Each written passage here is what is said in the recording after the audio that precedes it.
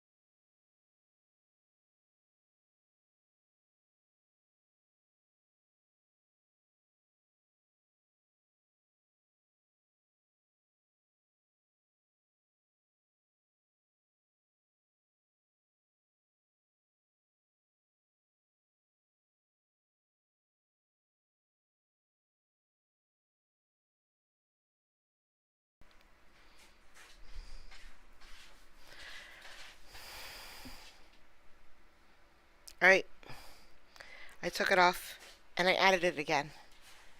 So, speed is good. Make it easier. Why don't we just go all the way across either the top or the bottom? The other band is a 24. Correct. These are these bands that I'm pointing to. I don't know. I don't know if it's working. I have no idea. I have to wait for someone to tell me. Looks the same as it did 2 minutes ago. Okay, you can hear me. That's fine. Better. But did anybody just hear the video? I just played the video for a few seconds.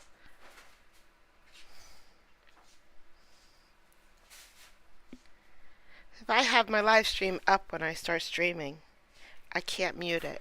So when I start talking, boom, it starts playing 20 seconds later because there's a delay. And I can't just wait 20 seconds. I have to start talking. So I can't have it up to check it. That's the missing minutes Nixon had. I don't. I think this is the last day I'm using this software. I'm done with it. I'm done. Like, seriously. Are 24s. Okay, and the top bands are 25s. Could you mark all of those, please? And Yep. if we go over to Mr. Simpson's reference type and show us how they correspond. Yes, this is the 25.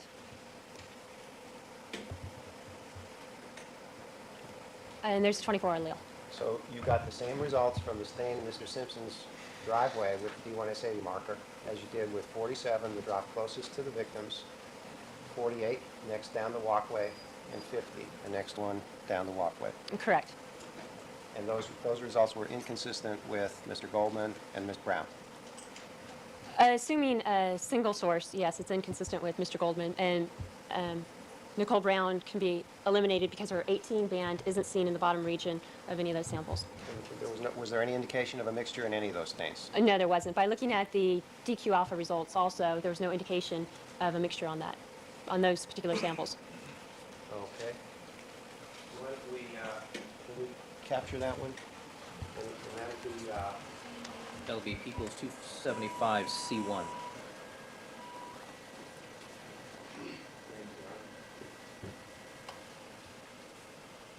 All right, are we done with the Rockingham exhibit? yes, we are. With regards to this, all right, Mr. Farrell, how about if we change places so the jurors can see the Bundy exhibit? Because it's too low with use of the screen. Yes, sir. I will need to shift these.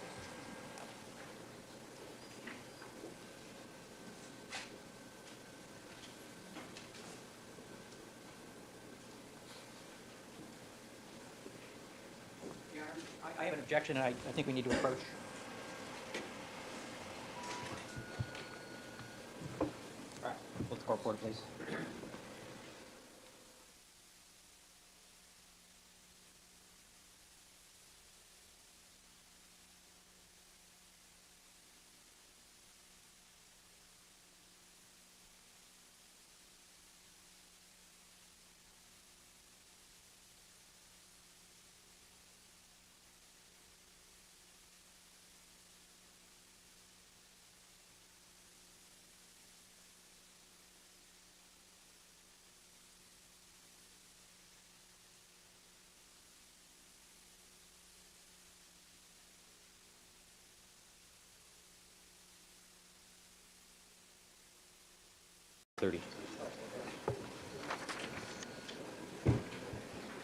All right, Madam Reporter, you set?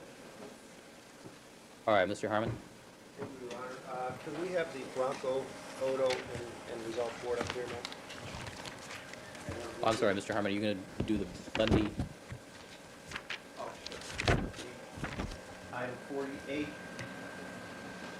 47, and 50. Can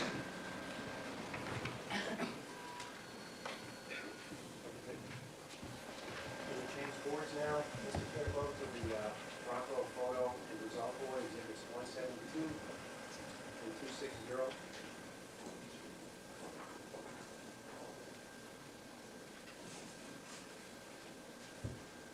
And I'd like to have marked this 275D, a copy of gel AG 174.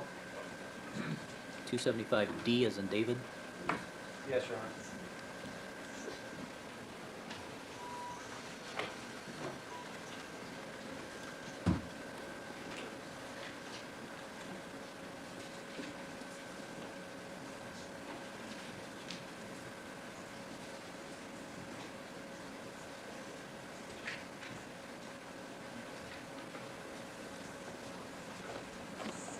While we're getting the board set up, could you describe the samples that are on 275D, which is your AG 174?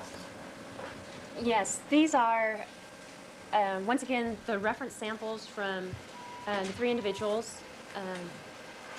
O.J. Simpson being a 24-25, Ronald Goldman being a 24 homozygote, and Nicole Brown being an 18 homozygote. Okay, and now, do we lose a little fidelity when we project these copies up on the screen? Yes, we do. Okay, how do you visualize these things when you're looking for them for the first time to interpret them and write the report? I look at the actual gel after it's been dried down, and I do my interpretation based on, or I write the results that I see at the time on a run sheet, and then also a second reader reads those gels. That could be done at a different or later date, though. These are blue copies, and first of all, the blue copy is represents what the actual gel, what was present on the actual gel. But when you project it up here, you tend to lose. It's not as sharp and it's not as dark. But I think when you see these printouts, you'll be able to see it better. Okay, and you had the 3 reference samples run again. Yes. They produced the same results? Yes. Okay. Item number 30, which was taken from the Bronco center console. Could you tell us what results you obtained from that sample? Yes, a 24 allele and a 25 allele. And you can see it right. Okay, you're marking them with the pink arrows? Yes. Okay. Well, let's choose. Yeah, red arrows. Red arrows. Okay.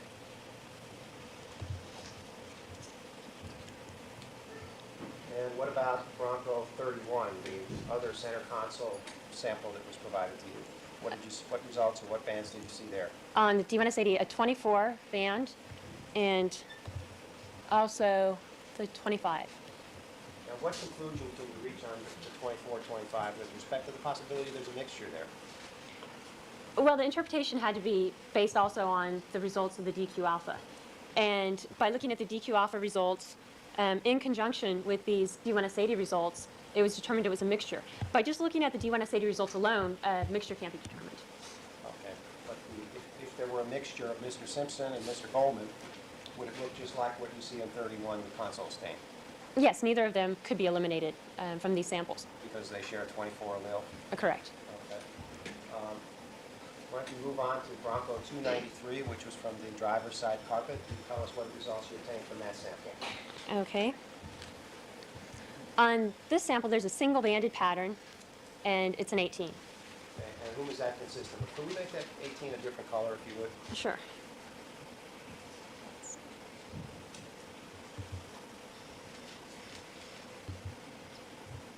Okay. We're now switched over to green, and you're going to put a Green. green arrow by the 18 allele. Yes. And who is that consistent with? That's consistent with Nicole Brown. And is it inconsistent with Mr. Simpson and Mr. Goldman? Yes, it is. Could you put a green arrow over there by Nicole Brown's single banded pattern from her reference sample? And 305, could you first describe what's in 305 and then we'll try to mark it? Okay, 305 is a mixture, and there are 3 bands present, the 24, the 25, and an 18. Okay. And Oh, I'm sorry. it's slightly difficult to see that 18 from here. But when you see the actual blue copy, you'll be able to visualize it. Okay, could you put a green arrow down by the 18? And sample 305, the Bronco sample 305. And then let's go back to the red for the 24, 25 bands that you saw. Okay. And there's the 24. And the 25. Okay, you marked it with 24 and 25. You said you know that's a mixture. How do you know that? You know it's a mixture because there are more than 2 bands present. There are 3 bands present in that sample, a 24, a 25, and also the 18. And also the relative intensities of the bands. The 18 allele is much weaker than the 24 and 25 alleles. What's the significance of that? It shows that the 18 is a minor contribution in that sample. Could you explain a little bit better what that means? Yes, it means the amount of the 18 allele is less than the amount of the 24 allele or the 25 allele. And is there something about the way this whole kit is designed that'll help you, when you see something faint like that, interpret it? Yeah, it's both the kit and also the in-laboratory evaluation that the Department of Justice did for D1S80. We optimize the system so when you have a neat blood stain, meaning or DNA, a sample from one individual, that you'll get equal intensity of the two bands. So in this case, what you could see is there's not equal intensity of those bands, and there's a weaker component down there at the 18. And are the results that you produced for 305, based on D1S80 alone, are they consistent with a mixture from the 3 reference samples in this case? Mr. Simpson, Mr. Brown, and Mr. Goldman, and Ms. Brown? Yes, none of those individuals can be excluded as a possible source of the DNA in the Bronco stain, number 305. And the DQ alpha results also contribute more information to that mixture, is that true? Yes, And that they're still consistent with that mixture? correct.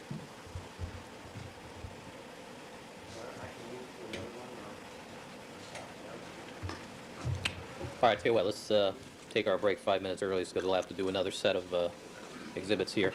Ladies and gentlemen, please remember all of my admonitions to you. Don't discuss this case amongst yourselves. Don't form any opinions about the case. Don't conduct any deliberations until the matter has been submitted to you. Also, do not allow anybody to communicate with you with regard to the case, and we'll take a break for about 15 minutes. All right? Stand in recess.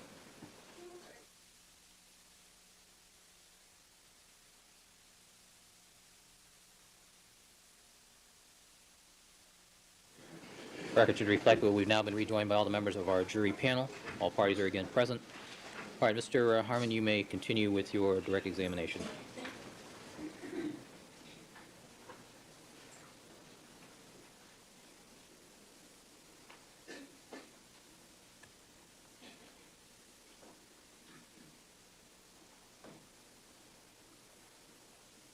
All right, let's proceed.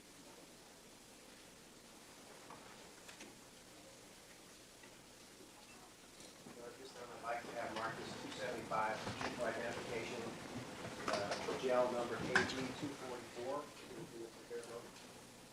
All right, 275E. And we've displayed for the jury 262 and 260A, which are respectively the SOC results board and the SOC photo board.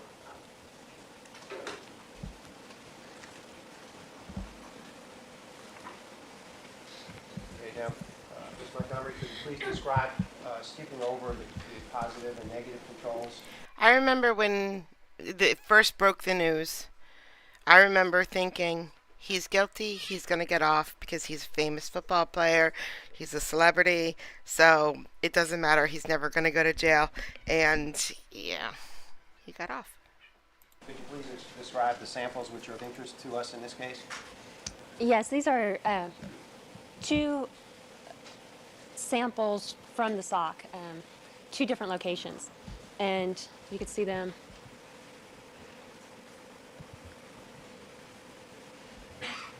The first one, described as B1, is a single-banded 18. And the second one, described as B2, is a single-banded pattern also, and that's an 18-18. And that's consistent with Nicole Brown? Yes, it is. And it's inconsistent with the defendant, Mr. Simpson? Yes. Inconsistent with Mr. Goldman? Yes. Now, we're just showing some of the films in this case for the jury's edification, is that correct? Right. And the result board actually lists other D1S80 results which were produced in this case. Are those in this package of films that we have as well? Yes, they are. Okay. My son would make an excellent meatloaf. We move on to Excellent. 275F, which is jail AG 265. Do we have the glove result and photo boards which are equal to 272, A and B? All right, we'll mark the printout from 275E as 275E1.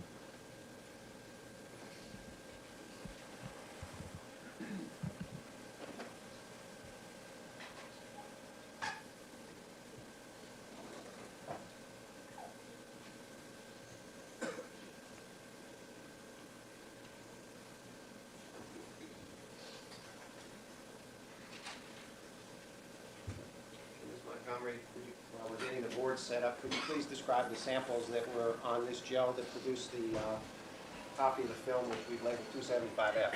Yes, this is DNA extracted from 4 different locations on the glove.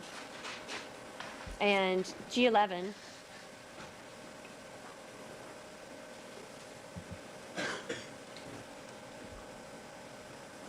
Wouldn't it have G11 been nice is a mixture. for everybody involved if she said, this is the extraction from blood taken from 4 different spots in the glove? And OJ stood up and said, no, I didn't get any on the back. And this is, How can you tell it's a mixture? there are, you need to see the original, or the copy that's going to be printed out. From here, it's a little difficult to see the minor contributions. But what you can see is the major banding of a 24, and so that's a major type of a 24, 24. And then you can also see a weaker 25 allele, and on this one, there's also a weaker 18 allele. Could we just use some, let's say with 18, could we use a different color? Or let's sort these out by color. The 18 allele, could you put an arrow to the left of it? And then we'll change colors and go up. 24, and then 25. So you put it, could you get it real close there? So you've got a green arrow next to the stain 9G11. That represents the 18 allele. Yes. Now, from the 3 reference samples, whom is that consistent with? And that's consistent with Nicole Brown. She can't be eliminated as a contributor of that weaker 18 allele. Now, how do you know that it's a mixture?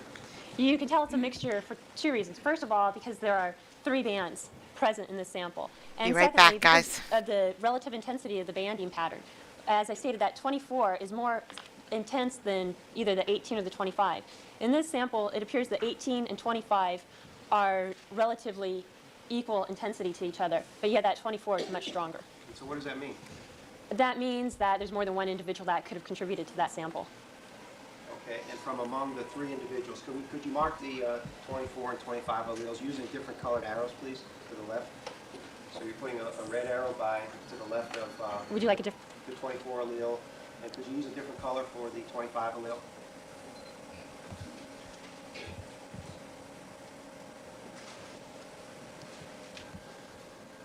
Now, considering the 3 reference samples that were provided to you in this case that you didn't run on this gel, what can you say about the whether or not those three reference types could be contained in the stain at 9G11? None of the individuals, none of the 3 reference samples, O.J. Simpson, Nicole Brown, or Ronald Goldman, could be excluded as a source of this sample. And let me ask you that same question about those 3 people, and what's the significance about the weakness of the bands with respect to the 24 allele? Can you say anything more about how these things line up in terms of intensity? Well, you also can, DQ alpha was done on these samples also, and by using both the DQ alpha results and the D1S80 results, you can sort this out a little further. I don't think DQ alpha was done in the sample. Is that correct? Oh, I'm sorry, you're right. DQ alpha was not done on this sample. So can you say anything more about the relative intensities in terms of the combinations of the 3 reference samples in this case? I can say who could be the major contributor of the sample and who could be the minor contributor. And I can say who of those 3 individuals, none of them could be eliminated as a source of this blood stain. What could be the type of the major contributor in this case based on your observations of this stain? By looking at lane G11, glove 9, lane G11, the major contributor is a 24 homozygote. And then the minor components are an 18 allele and a 25 allele. And from among the 3 reference types, is any one of them a 24 homozygote? Yes, Who's that? Ronald Goldman. And is the 25 allele unique to one of the 3 reference samples in this case? Yes. Who is that? 24, 25 is the type of O.J. Simpson. So from among those 3 people, Nicole Brown, Ronald Goldman, and Mr. Simpson's the only one that has a 25 allele? Of those 3 individuals, that's correct. Okay. And the population frequency data actually describes how many other people might have the 25 allele? That's correct. Okay, let's move on to G12. Could you describe, before you put any arrows on it, describe the bands that you're able to see on the original and the blue copy that appear in 9G12, if you will? Yes, G12 is also a mixture, and from here, I'm having a difficult time seeing that the minor contributor, but the minor type, when you look at the gel, you'll see an 18, a band in the 18 region. So in this sample, the major contributor is a 24 homozygote, and the minor contributor has an 18 allele present. And are those 2 types consistent with the 2 victims in this case, Mr. Goldman and Ms. Brown? Yes, they are. When you say major contributor, minor contributor, are you saying that it's a mixture of those 2 types? By major and minor, I'm able to say what the major type is. As far as the minor component, what I can say is an 18 allele is the minor component, but that 18 can be an 18 homozygote or it could be an 18-24. So there could be just a 1-banded 18 pattern, which would be consistent with Nicole Brown, Correct. or there might be another 24 band that's hidden under the 24 band. Is that what you're saying? That's right, or it could be an 18-24. Okay, can you try to get some arrows in that, let's keep green with the 18, if you will?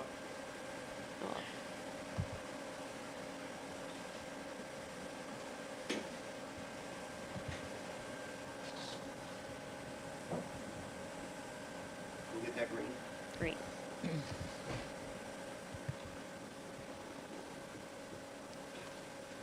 And then keep the red with the 24 allele. Okay, let's move over to G13. Will you describe what you see there, and then we'll discuss it? Yes, G13 is similar to G11. the interpretation is the same on that sample. Where it is a mixture, there is more than one band present. There's a major type and there are minor alleles. The major type is a 24-24, and the minor alleles are an 18 and a 25. And once again, you need to see the printed out copy. Okay, now let's look back on G11. Are the results that you've described for G13, are they essentially the same results as you've seen in G11? Yes. Are they different in any way? The 25 and the 18 are slightly weaker in G13, but in general the same pattern is seen in G13 as G11. And would you, strike that, so the comments that you made about G11 would apply to G13 as well? Correct. Could we, using the same colors that we used in G11, could we try to get some arrows in there to show where those bands are?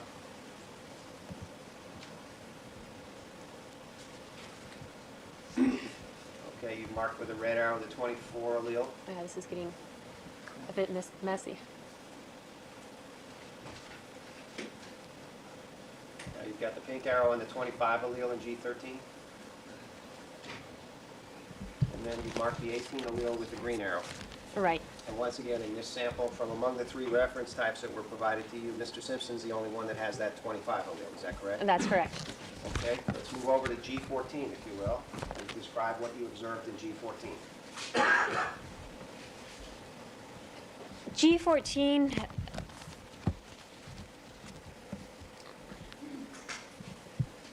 G14 has a major contribution of a 24 homozygote. And in the 18 region, there's what I call a possible 18. There wasn't a clear, distinct band in that region, and so I wasn't confident to call it a band. Can you show us where that is with an arrow?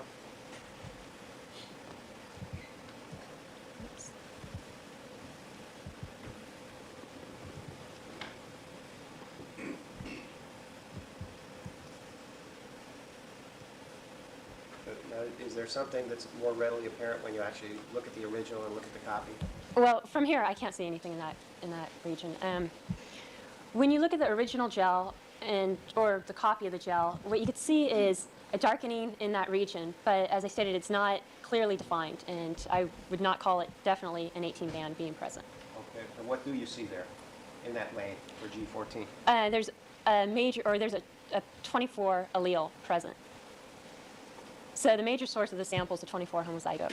And I believe Mr. Sims described, because of that possible trace 18, that one could not exclude Nicole Brown.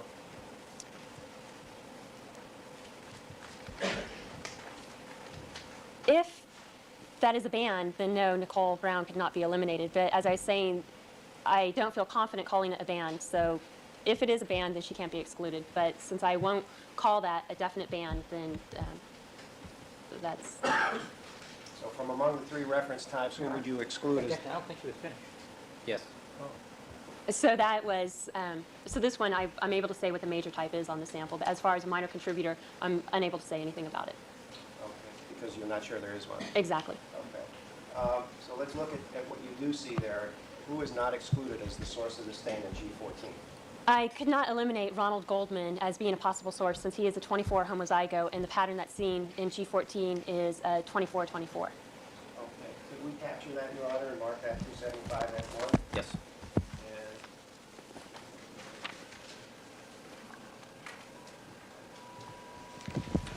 I'd like to move on. I'm going to display the nail board, Your Honor, with those photos at the bottom, the nail kit and the other photos.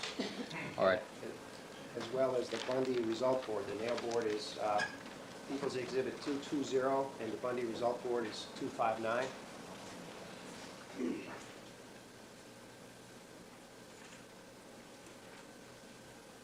at the same time, I'd like to have marked as 275G for identification, gel AG293. Yeah, Mr. Fairtlow, let me see 220 before you get it up there, just briefly.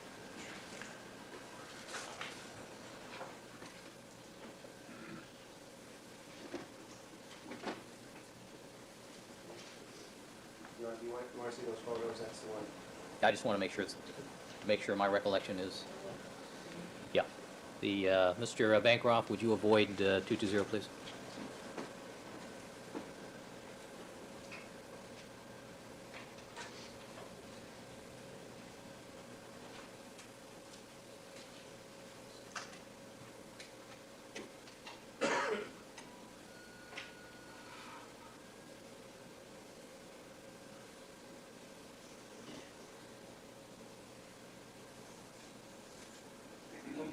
Mr. Farrell was getting the board set up, could you describe the samples of interest that were provided to you for D1S80 typing in this case?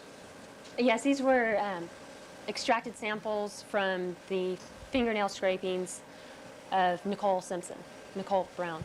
Scrapings and clippings? Yes. And so we get the board up there, we can relate the items, because it doesn't seem like we have enough room there.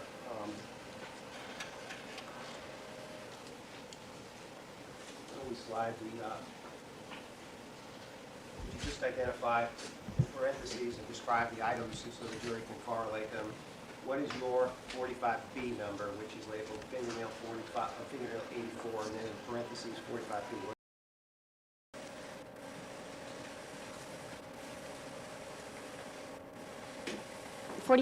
45A is the right fingernail clippings. 1B refers to nearby blood on the same nail. Okay.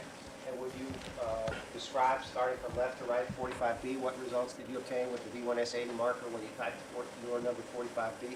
Those are all single-banded patterns of 18 homozygotes. And that's consistent with Nicole Brown? Yes, it is. Could we use, I think we've been using green for the 18 allele. Could you put an arrow for each of the 3 samples that gave you the same result, the 18 allele?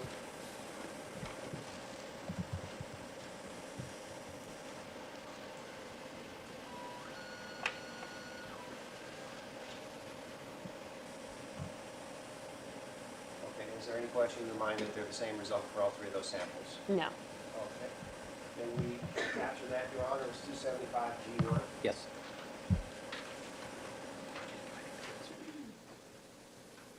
And the last board and results, if you keep the Bundy result board up there, and put the Bundy photo board, which is People's Exhibit 165 up there. At the same time, I'd like to have marked as People's 275H for identification, gel AG295.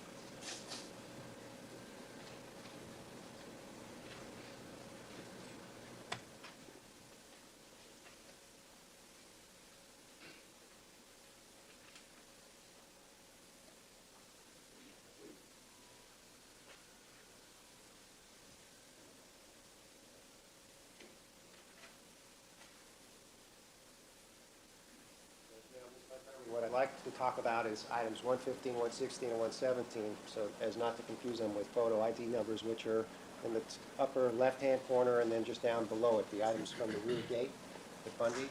Okay. And you performed D1S80 typing on those samples as well? Yes, I did. And could you please describe your results, and then I'll ask you to mark them, if you will.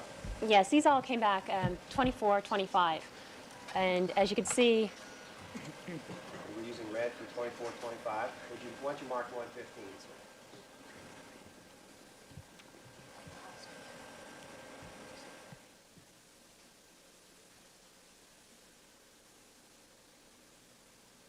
We marked 275H on the record. Yes, we have 275H. It's AG 295. Thank you. So that's a 2425. yes, it is. Okay, and we can move over to 116 and describe the results that you obtained on 116. On 116, it's also a 24, 25. Okay, we put arrows that show where those bands are. Okay, and on the 117, the rear gate stain, would you describe the results and put arrows to show where they are? Yes, the same results were obtained with sample 117, and that's a 24 allele and a 25. And are those results, or strike that, is 115 consistent with Mr. Simpson's D1S80 type? Yes, it is. Is 116 consistent with Mr. Simpson's D1S80 type? Yes, it is. Is 117 consistent with Mr. Simpson's D1S80 type? Yes, it is. Are those 3 types three results, 115, 116, 117, are they consistent with one another? Yes, they are. Are all three of those results inconsistent with having come from Ronald Goldman alone? Well, yes, because by looking at the D1S80 results and also by looking at the DQ alpha results, there's no indication that a mixture is present here. And so on this, the type of the individual would be a 24-25. And is Nicole Brown excluded as a source of those stains? Yes, there was no 18 allele detected on any of these stains. Your Honor, could we capture that as 275H1? Yes. Now, did anything happen in the course of your testing on all the samples that you've tested in this case that undermines your confidence in the results that both you and Mr. Sims have been presenting? No. And as I mentioned, there are a number of other films that have not been shown to the jury. That's correct. Thanks, Ms. Montgomery. I have no further questions, Your Honor. All right. Ladies and gentlemen, we're going to take a brief recess to recycle the exhibits and allow Mr. Blazer some opportunity to look at some items. I'll ask you just to step back into the jury room, and we'll buzz you out in probably about 10 or 15 minutes. All right? Thank you.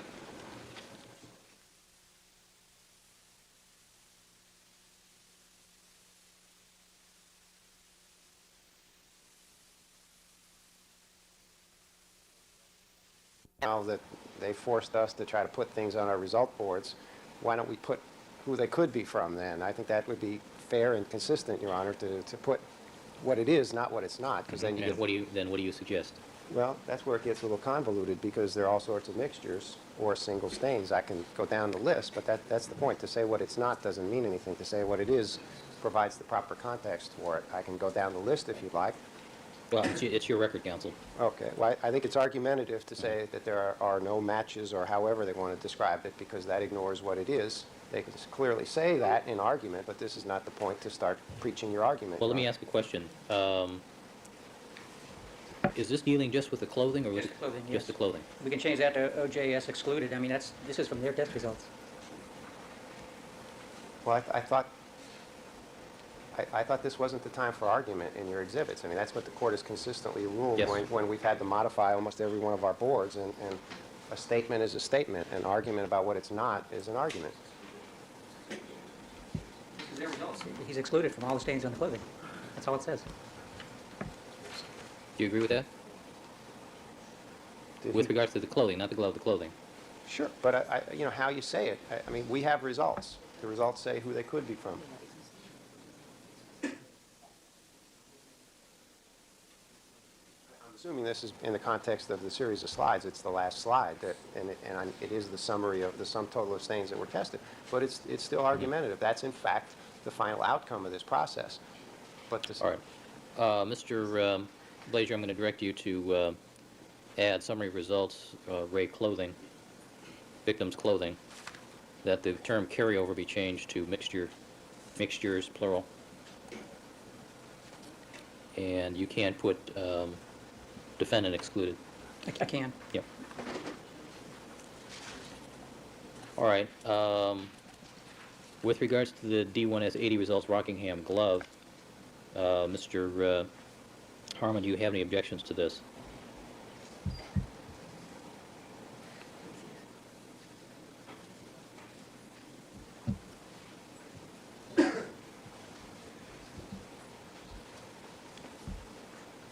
it's going to be worded. The- It's supposed to point out where the stains are. So since this is in a sequence of slides, it's hard to appreciate what it's supposed to demonstrate. Would you All right. like-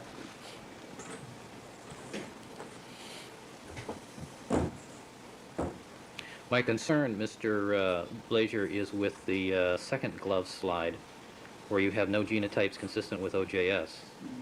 And that does not appear to be correct from the evidence that's here. I think the only stain that has alleles consistent with Mr. Simpson's are in the wrist area. Those three, G10, 11, 13. They're mixtures of consistent with Mr. Goldman and Nicole Brown Simpson in the body of the glove, but nothing consistent with Mr. Simpson. Is the idea that you're trying to convey here is that the wrist area is the only area where you have something consistent with, and then for the remainder of the glove, it's not consistent? Correct. Then all the tests done on the rest of the glove, he's excluded.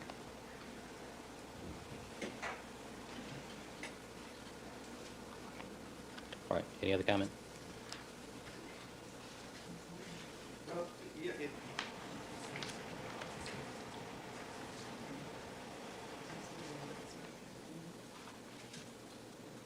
nice if we had overnight to look at these, so we don't have to struggle with them now, Your Honor. I know it's cross-examination, but he had them yesterday, and we could avoid this stuff, so.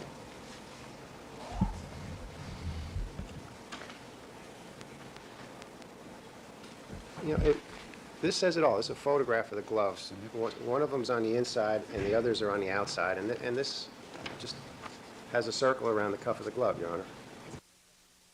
It's as simple as I could make it. Every time I put more stuff on there, I'd get objected to. It may be simple, but it's not accurate. Sometimes they How is it deviate. inaccurate? Yeah. How is it inaccurate? All right, Mr. Harris, can you make these corrections? All right. On the last slide, rather than defendant excluded, can we say OJS excluded? Yes.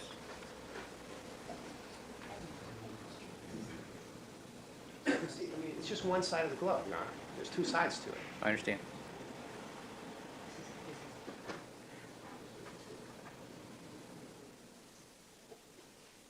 All right, any other comment? Mr. Harmon? Just that it oversimplifies something, and it's misleading. I mean, we have actual photographs of it that actually depict where they are, and to force somebody to say, yeah, that's right, when it's not, I don't think we do anybody a service with that. All right. All right, with the corrections ordered by the court, the other objections will be overruled. All right, let's have the jurors, please. Talking to Mr. Blazer. We had two additional films that should be included in the, Hold on just a second. sorry. All right, good morning again, Ms. Montgomery. You're reminded you're still under oath. And Mr. Harmon, I'm sorry, I thought you had completed your direct examination. Well, we noticed there were two additional films, so we should go up to T then, 275T. All right, 275T. Mrs. Robinson, do you have that? All right, thank you. All right, good morning, Mr. Blazer. Good morning, Your Honor. All right, you may commence your cross-examination. Ms. Montgomery, good morning. Good morning, Mr. Folks, Blazer. good morning. Ms. Montgomery, when Mr. Harmon was asking you questions about various stains, he was describing the locations where those stains were purportedly obtained from. Do you remember that? Yes. Now, you have no personal knowledge of that those descriptions were accurate, do you? No, as I stated, Mr. Sims looked at the samples that came into the lab, and then I did the analysis for D1S80. And of course, he doesn't have any personal knowledge either, does he? He was not out at the scene collecting evidence. No, he was not. And nobody from the Department of Justice, to your knowledge, was out there actually collecting and preserving evidence, correct? Correct. And so you have no way of personally verifying that the evidence was collected properly or processed properly before it came to your lab. Is that correct? I was not at the crime scene, no. So you take what is sent to you, and you can account for what happens once you get it, but you can't really say a whole lot about what might have happened to it before. Correct. Okay. I want to ask you a couple of questions about your notes. Your notes were provided to us in discovery, were they not? Yes, they were. Now, you write your notes in ink, Yes, I do. and all of your pages are numbered sequentially, are they not? Yes, they are. And you number those as you go along, correct? Yes, I do. And when you're done with a block of pages, you go back and actually put page 2 of 70, page 3 of 70, page 4 of 70, do you not? Well, when I go back, since I number them at the time I'm making the notes, what I do is I go back and I count how many total pages. In this case, there was over 100 pages just for my analysis. And so I'll just write of or slash with the total on the bottom. And that's so that you can ensure in your own mind that you're accounting for all of your work papers, correct? Correct. And anybody else that's looking at your work papers can tell how many pages they're supposed to be, how many pages there are. Right. And your handwriting's pretty easy to read, is it not? I find it easy to read. When you make a correction, you don't erase anything, you line it out, you put your initials on it, correct? Right. And that's all standard laboratory procedures at the Department of Justice, is it not? Yes, it is. And those are just good techniques that you've learned as a criminalist, correct? Well, actually, I learned them prior to being a criminalist, yes. And in fact, you don't even leave any space at the bottom of a page. You draw a box or an X if you finish something and there's still room on the page, correct? I like to try to do that. There are occasions when I don't. It's just to let me know that nothing else has been written on that page at that time. And is it accurate to say that one of the reasons for all of these safeguards that you use is so nobody can come in and change your notes or add something without you knowing about it? Well, no, I think it's more for, first of all, the numbering is so I know how many pages there are in the order of my notes. And also then when I get into court, so I can easily refer to a certain page and see the sequence of events there. And as far as crossing out, it's just so I'm aware that nothing else was written on that page that day and just ending the page. Is it accurate that one of the ideas of doing your notes as thoroughly as you do is that at some point in the future when you may get called to court, you want to be able to sit down and reconstruct everything important that you did on a particular case? Yes. And furthermore, another important reason for doing it that way is that if for some reason you had changed employment or changed professions or something like that, another analyst could sit down with your notes and basically reconstruct everything you did on a particular test. Correct. Would you agree that it's not good procedure for you if you get called into court to have to say you don't remember something because you didn't write it down? Well, it depends on what that is. Any important steps that you do in a particular test, if you say I don't remember because I didn't write it down, that's not very effective on your part, is it? Sustained.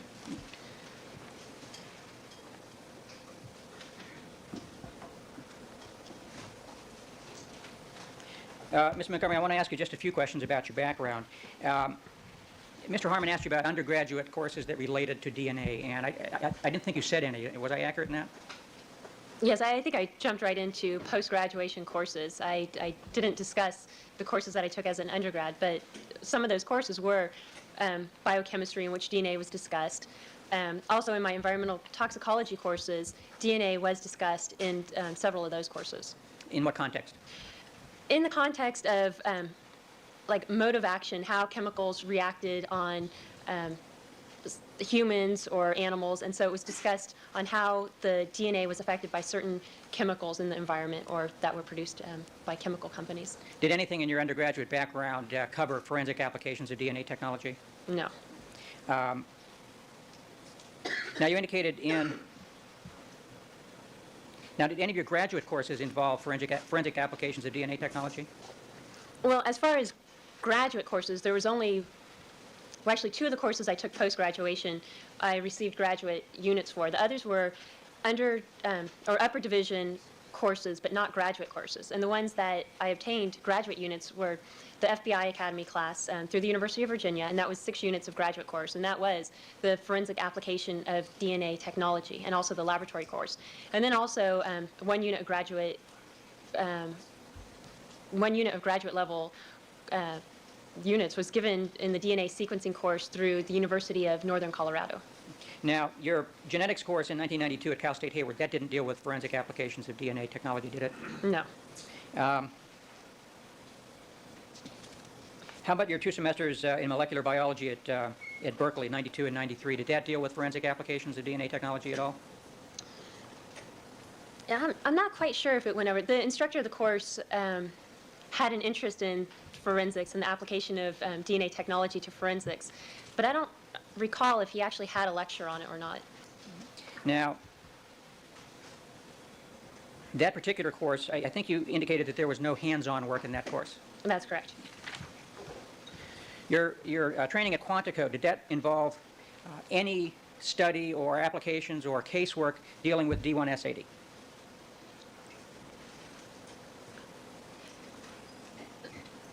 I believe they talked about amphlips, which the amplified fragment length polymorphisms, in the PCR section, but the course was not devoted to D1S80 analysis. But they did talk about the PCR technique. But specifically, it relates to D1S80. That wasn't really a focus of that course, was it? It was not the focus of the course. Did you have any hands-on work at all at the Quantico course? Yes, I had hands-on. Any involving D1S80? No. Any involving DQ alpha? Yes. And how much hands-on work did you have there? Half of the course was devoted to the laboratory aspect of DNA analysis, and the other half was devoted to lectures. So approximately 2 weeks, maybe a little less than 2 weeks in total of that 4 weeks was devoted to the laboratory aspect of DNA analysis. And approximately how many individual tests did you do at that time? Just approximately. Oh, I don't recall. More than 3? No, I can't imagine it was more than 3. Now, your statistics course in the fall of '93 at Berkeley, did that have anything to do with the forensic applications of DNA technology? No, but that instructor was also interested in the application of forensics and how statistics was applied to forensic issues. And so he would discuss in passing just some of the forensic applications and how statistics related to that.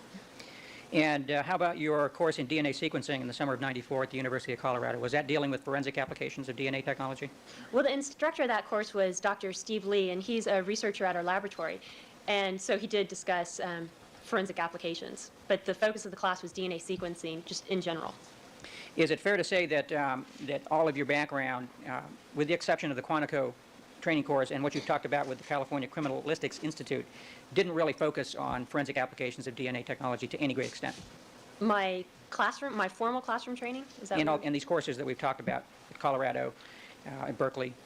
Yes, as far as the formal classroom training, the credited, or I mean, I guess I should say credited, not formal, those involved just the theory. But then the courses that I took that weren't credited, such as the course through the California Criminalistics Institute on PCR, that was devoted to DNA analysis and its forensic aspects. Now, you listed some of the courses that you took under general criminalistics, and I wrote those down as basic microscopy, zone electrophoresis, sexual assault, low explosives, clandestine labs, arson, investigations, and basic serology. Is that a pretty complete list?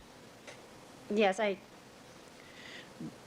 I believe that's the extent. Would you agree that all of those, with the exception of perhaps zone electrophoresis, deal with things other than forensic applications of DNA technology? Correct. And your 1989 course in crime scene investigations that you took in Eureka, did that have anything to do with DNA technology? No, it was a crime scene investigation course, so reconstruction and collection of evidence. I'm sorry. I'm done. And your firearm safety course in '89, that didn't have anything to do with DNA, did it? No. Have you written any? You have any publications that deal with DNA technology? No, I don't.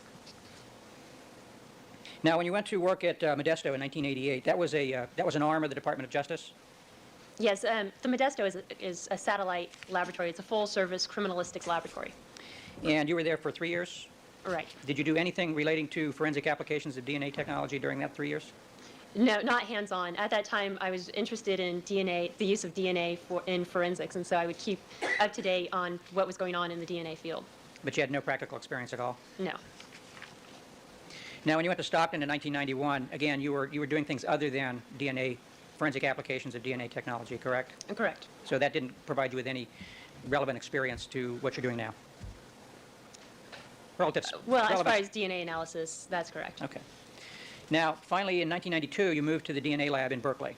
Right. When you moved there, did you go there with the intention of working in forensic DNA technology areas?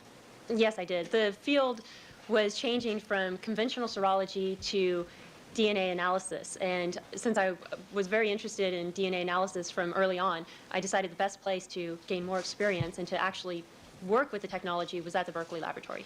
And at what point did you get assigned to, you were put in charge of setting up the D1S80 program? Two individuals, myself and Richard Showalter, were to work together in the development of a system, the D1S80 system. And when was that about, approximately? That was, I believe Richard started it in June, the summer of '94. So I think he began around June with the technique. And then when I got back from the FBI Academy, I worked with him, and we worked together in the development of that system. When you were assigned that responsibility, had you ever done a D1S80 test? Done a, D1S80 test? no, I had not.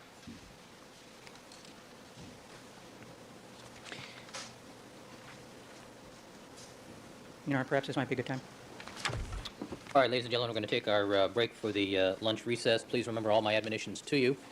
Don't discuss the case amongst yourselves. Don't form any opinions about the case. Don't conduct any deliberations till the matter has been submitted to you. Do not allow anybody to communicate with you with regard to the case. We'll stand in recess until 1 p.m. All right, Ms. Montgomery, you may step down. Your order to return 1 p.m. Where there's no C dot and they're inconclusive, and I wanted to make a time with the court as to maybe if the end of the day or whenever we could take up these matters. I have the feeling we're going to finish with Ms. Montgomery today. Yes, we should, and that's why I was hoping that we could take up those other matters, and All right. perhaps we can finish all these witnesses this week. All right. Good. All right, let's have the jurors, please.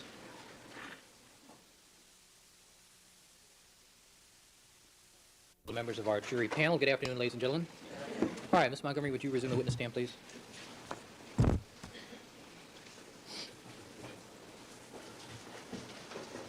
All right, good afternoon, Ms. Montgomery. Good afternoon. You're reminded, ma'am, you are still under oath, and Mr. Blazier, you may continue with your cross-examination. Thank you, Your Honor. Good afternoon, folks. Ms. Montgomery? Mr. Williams. When we broke for lunch, we were talking about your level of experience with the D1S80 system. When the program started at DOJ, was there anyone at DOJ that had any experience at all with D1S80? Yes, Dr. Nora Rudin had looked at some of the gel systems. I believe it was back in 1990, and that was for a brief period. And at that time, our lab decided to focus on other things, and so the project was dropped. Dr. Nora Rudin was a researcher at our laboratory. And that's the extent of the experience of everybody in your lab with D1S80 prior to when you started, when you were in charge of the program setting it up? Correct. Now, the period of time from when you started to set up this program until it was actually implemented in casework was 8 months.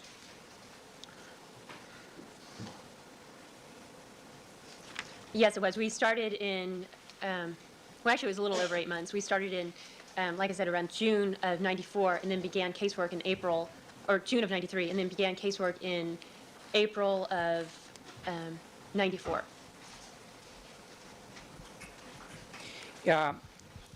Is there any requirement at all that a new marker system, such as D1S80 or a new technique, have any kind of government approval at all to assure that it's a valid system? Government approval? Yes. No, but there are guidelines that are set up that must be met, and some of these guidelines are, well, actually, these guidelines are addressed under TWIGDAM, and TWIGDAM's the Technical Working Group on DNA Analysis and Methods, and they set up criteria that must be addressed. Excuse me, Ms. Montgomery, the actual question was regarding government. Okay.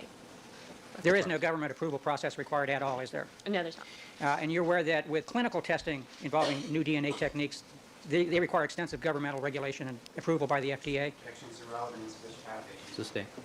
There's no such approval process like that required for a new system such as D1S80. No such approval is made. Sustain. You indicated TWIGDAM that there are guidelines that you must follow. TWIGDAM is a voluntary program, isn't it? I believe, well, in our laboratory, it's not a voluntary program. It's something that must be followed. The guidelines have to be followed, first of all, for accreditation purposes, and also because our laboratory believes in these TWIGDAM guidelines. There's no enforcement mechanism, however, is there if you don't follow the guidelines? Are you aware of any? I'm not aware of any. And TWIGDAM is a voluntary, you can run your lab without complying with TWIGDAM, can't you? I'm not quite sure. Over. So you're not sure whether TWIGDAM is mandatory or not, in terms of you being governed by someone other than yourselves? No, I'm not. Now, the D1S80 system is really the newest system compared to DQ alpha, polymarkers, and RFLP, is it not? Well, compared to those three, yes, but there are other techniques that are being looked at this time. There are other techniques that are even newer than D1S80, aren't there? I'm sorry, not techniques, I mean markers. Because the technique in general is the PCR technique, but it's actually the marker that's the new part of it. Well, but this is, you described it as a marriage between RFLP and PCR. It's a different system than just PCR and just RFLP, isn't it? Correct. It's incorporating the two techniques into one. And just as it might have the strengths of both systems, it also has the weaknesses of both systems put together. Objection, no foundation, seems facts not evidence. Sustain. Any indication that it works any better than PCR DQ alpha or any better than RFLP? Well, I believe that all three of these systems are equally reliable and can give reproducible results. I don't see any of them as being better than the other as far as obtaining results. The difference is, as Dr. Cotton and Mr. Sims stated, is with the RFLP that you can you need larger amounts of samples and et cetera. You're aware of the areas of PCR technology where there can be problems such as contamination, are you not? Yes, we're always concerned with contamination. And that applies with D1S80, does it not? Yes, it does. Because it is a PCR process. Correct. So it has all of the potential problems that DQ alpha testing has, does it not? Correct. As far as sensitivity and contamination, yes. Now, with respect to the RFLP half of it, does it have some of the limitations that RFLP has with respect to the size of a sample that you need? No, it doesn't. And I guess I need to clarify how I meant by incorporating both RFLP and PCR. By incorporating the RFLP, by the marriage of it, we're looking at these repetitive sequences. And so just to clarify that issue, that's how it's similar to the RFLP process. As far as your question, I'm sorry, could you restate your question? I think you answered it. Now, as being responsible for setting up this program, you're required or responsible for reviewing all of the relevant literature pertaining to D1S80, are you not? Yes, I reviewed the literature. And did you spend a considerable amount of time doing that to make sure that you understood the technology? Yes. And do you still keep up with that? Yes, I do. Would you agree with that with respect to D1S80, there's much, much less literature on it than there is, for instance, RFLP? Yes, that's true. And there's much, much less literature than there is with PCR DQ alpha, correct? That's correct. It has been used in casework much less than PCR, DQ alpha, and RFLP, correct? Yes, DQ alpha's been around since 1986 or so. And during the course of your work at DOJ, you've only worked on 20 cases, I believe. Is that what you said, approximately? Yes, approximately 20 cases. Each case involves more than just one sample, though. And how many cases does your lab approximately handle in a year? Counsel, do you want to, are you talking DNA cases? DNA cases. Well, our laboratory is not known for quick turnaround time. We tend to be a bit slow at doing cases. So each analyst does approximately 2 cases a month, and that's what we strive for.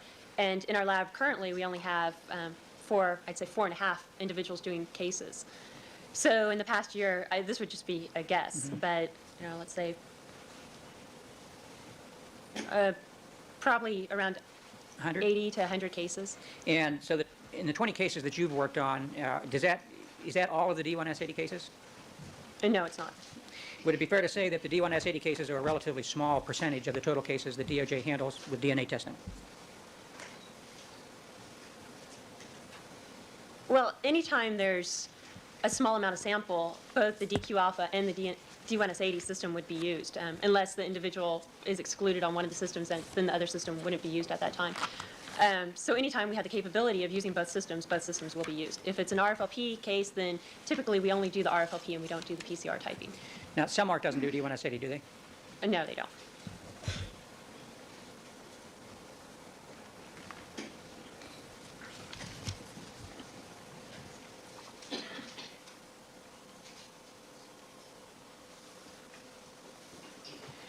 As of August of last year, had Department of Justice reported or testified about any D1S80 results in any case anywhere?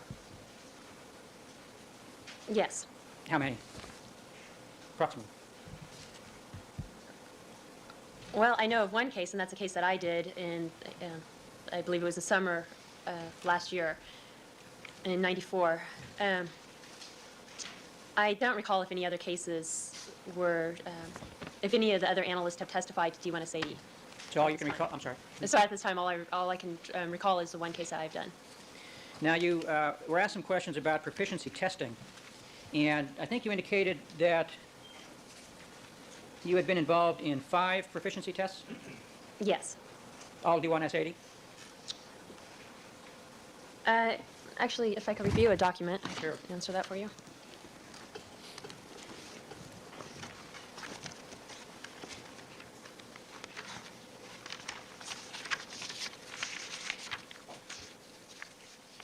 And I believe this is a document that you've obtained on discovery.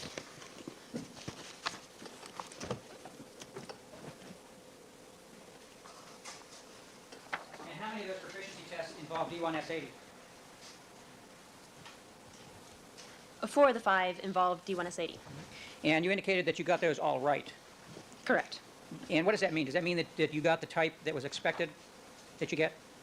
Yes, that means that the results that were reported out by the laboratory were the expected results. Now, are these blind tests? Do you know you're being tested? Yes, we know we're being tested. And who prepares the samples?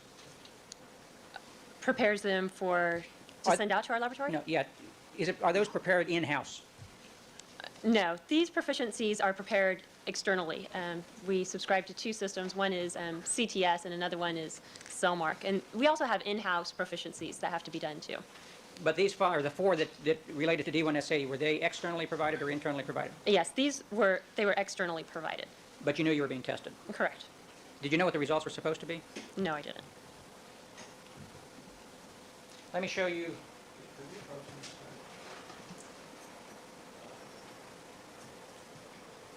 All right, let's go for it.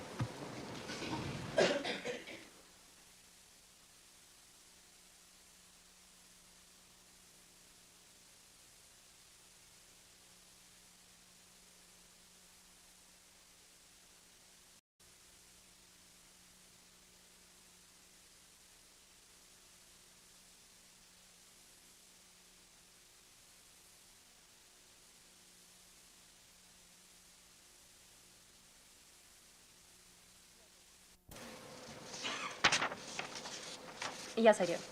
And those are That's just one proficiency test, is it not? It was rehybridized twice or a second time? Yes, this is one proficiency test. So you're testing the same samples in both of those worksheets, Correct. but you're doing a different hybridization. Those represent two different hybridizations. Yes, and there are some different samples. Okay. You're not going to have these marked. Mrs. Robertson? All right, 1172. Jude, you were putting them in the right spot. Where you were putting them, perfect. Perfect spot. In Discord. I'd like to put 1172A on the Elmo first. Chris?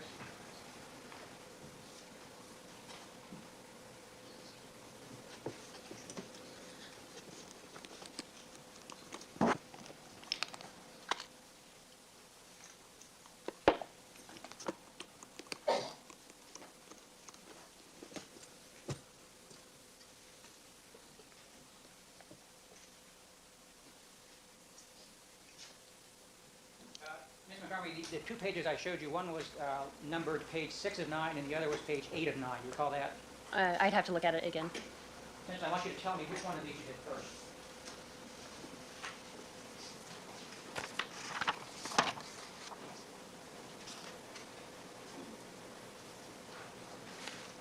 Well, actually, that's not my writing at the top of the page. My writing's at the bottom, and I can't tell the whole. It hasn't been Xeroxed completely. Can you tell from your own notes? Well, this is a proficiency. This isn't something that I brought to court with me today. Okay. But it appears that one says 14 of 22, and the other says 19 of, and there's a 2. So, if I could see the original documents or a better copy, that would be even better. But just by looking at it, it appears that the 14 of 22, the other one's trying to say 19 of 22, maybe.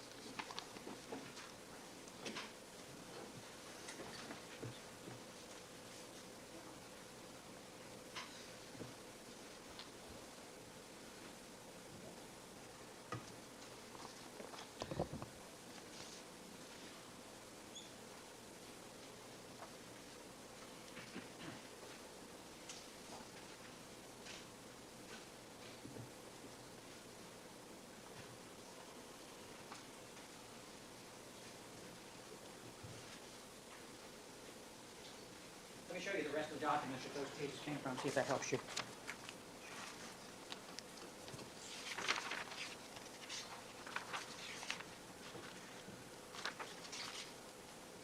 Talk as much as you want. This is court vibes, not me. You guys, chat. Chat. Yeah, it appears that this second page is probably part of the same document. It has the same proficiency number and also has a date 2 days later. So this is the first one that has a date of the 18th of October, and the second one would be the 20th of October. All right, for the record, she's referring to 1172A is the first one, and 1172B is the second one. Thank you.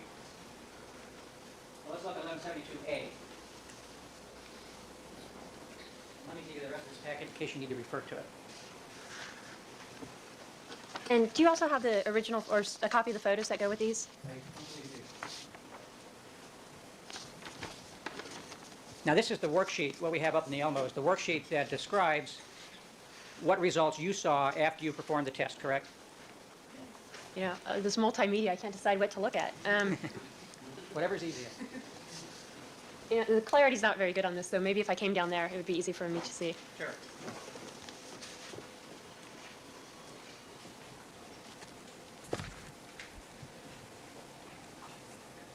Okay.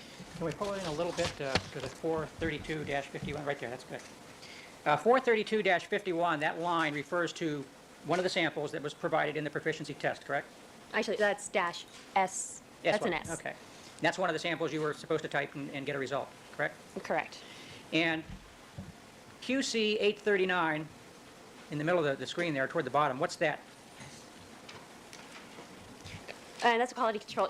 What would be more helpful is if I had the whole file on this. It's difficult just to take this all out of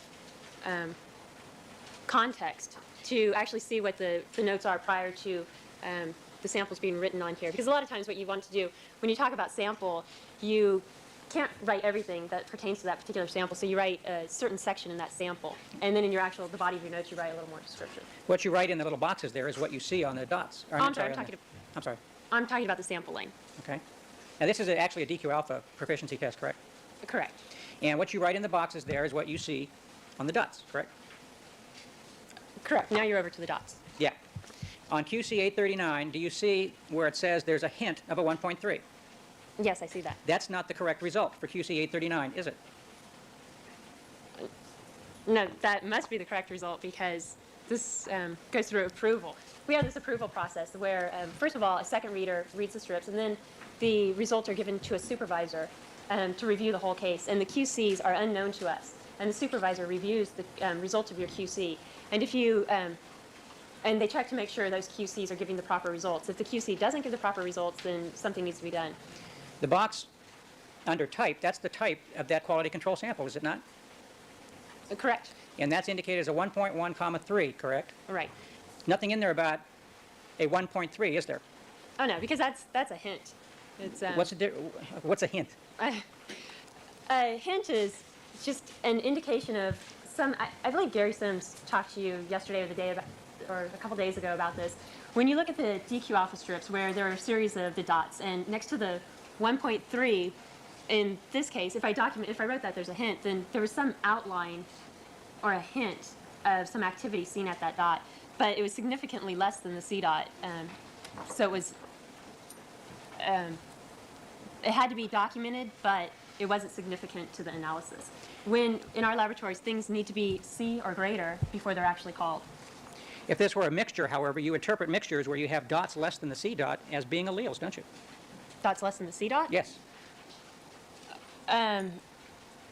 If you see a C dot, then you do report that out. As far as a C minus or a trace or a hint, you note it, but as far as any interpretation, one needs to be cautious about interpretation on that. You're not supposed to see anything at the 1.3 dot with a quality control sample that's a 1.13, are you? That's argumentative. Sustained. Rephrase the question. Are you supposed to see anything in the 1.3 dot with a quality control sample that it's a 1.1 and a 3? Well, if you shouldn't see a substantial amount of activity at that 1.3 if that is a 1.1, comma 3. It's one of the limitations of the system. At the 1.3, you could get cross-hybridization. And this is where a sequence that's complementary or to the 1.3 will actually cause some cause some of the 1.3 dot to show up. But this is just an artifact of the system, and at such a low level, one wouldn't even interpret that result. So you can get 1.3 dots when there's nothing there. When there's no, What- Vague as the dots. When there's, Argumentative. let me rephrase it. You can get a 1.3 dot when there's no DNA there? it's not a dot that would be interpretable. As I stated, that's a hint. It's not a C dot. The intensity is substantially less than that C dot. What's the difference between a hint and a trace? We have in our laboratory, we have a scale progression on how to call these dots. An outline hint means there's you could see something on the strip, but it's just a small amount. A trace is a little more, and then there's a C minus, and then a C, and then a C plus. What's a trace? Is a trace indication of some DNA there? A trace is a little more than a hint, but once again, it's not significant for the analysis. It just happens to be an artifact or a limitation of the system, or not a limitation, an artifact of the system. A trace would not be interpreted in the results. What's the difference between a system that gives you artifacts and a system that has limitations that gives you an artifact? Section, that's argumentative compound. World. As you indicated, it wasn't a limitation of the system. Right. Whose fault is it that you get dots at 1.3 when there's no DNA there? Section, that's argumentative. Sustained. Rephrase the question. Are the 1.3 dots caused by limitations in the system or something else? Well, it's caused by a little of both. And what happens, these are not significant dots. They're hints and traces. They would not be counted in your interpretation. But what happens is, with slight variations in the typing, some trace amounts of 1.3 activity can be seen on the strips. And I guess one could say it's a limitation, as Mr. Blazier says, but also it's an artifact of the system. And if it was something these dots are so faint and so weak that, as I have said, it just wouldn't be counted in your interpretation. It could also be a minor component of a mixture that has a 1.3 in a small quantity in it, couldn't it? It could be, but it wouldn't be interpreted at that level. And is there some sort of uniform scale within the forensic community by which you determine the difference between a hint and a trace? No. Does it have anything to do with the results that you expect to get out of a test as to whether you're going to call it a hint or a trace or a C minus? No. Now, the positive control, the lane second from the bottom, that was supposed to be a 1.14, correct? That's what the type that was put in that lane, correct? That is 1.1, 4. Now, you got a trace of a 1.3 in that lane, correct? Correct. And that's more than the hint in the quality control sample. Yes, it is. As I said on our scale of progression, a trace is slightly greater than a hint. Now, are you supposed to get these kinds of traces and hints when you perform tests? Are they expected? No, they're not. So this is an unexpected result, is it not? This is something that it's not unexpected. I think unexpected is a bad word to use with it. It's something, as I said, it's just an artifact of the system, and by doing reanalysis, you could probably get rid of those hints and traces. Okay, let's talk about the reanalysis, which is the page 2, correct? Correct. This is 1172B.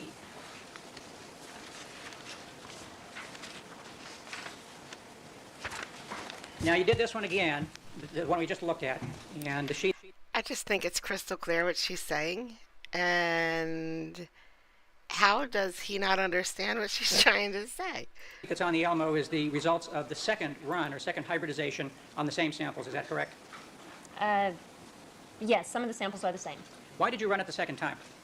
I'd have to see the notes to know why. Is there anything in that packet there that tells you? No. Or ordinarily, what would be your reason for running a proficiency test a second time?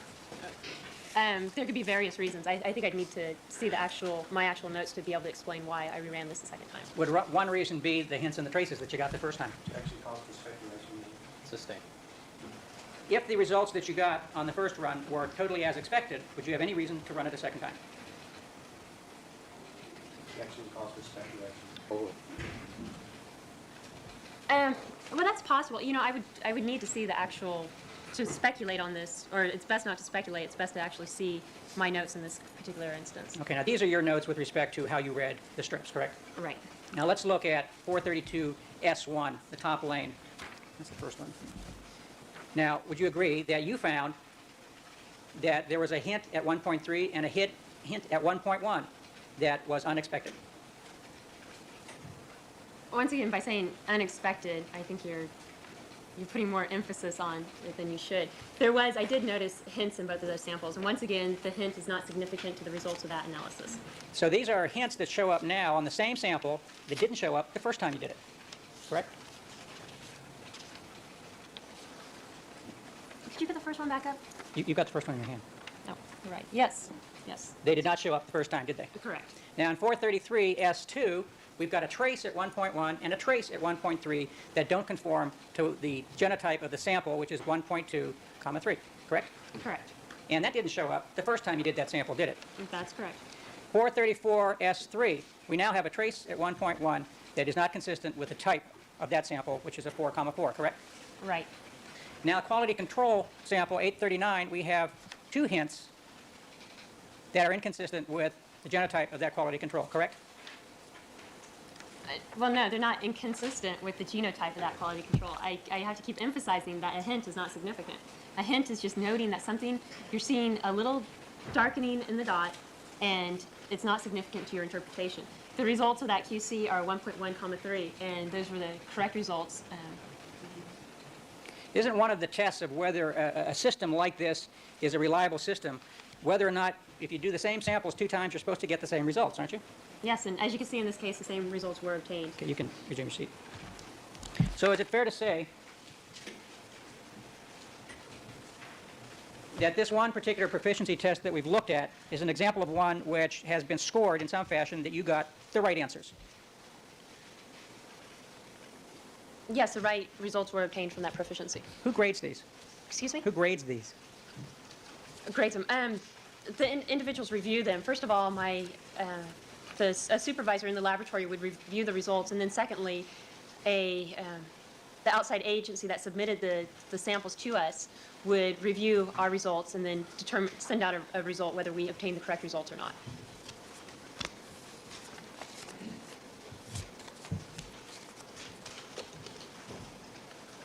Do you know what a laminar flow hood is? Yes, I do. And do you use that performing any kind of PCR amplification, that the various steps that you perform in that test, do you do them within a laminar flow hood? Yes, I do the setup of the amplification in a laminar flow hood. Would you ever use a hood that is called a flume hood, I believe, that sucks air from the outside of the lab into the area of the hood and then out? Sustain.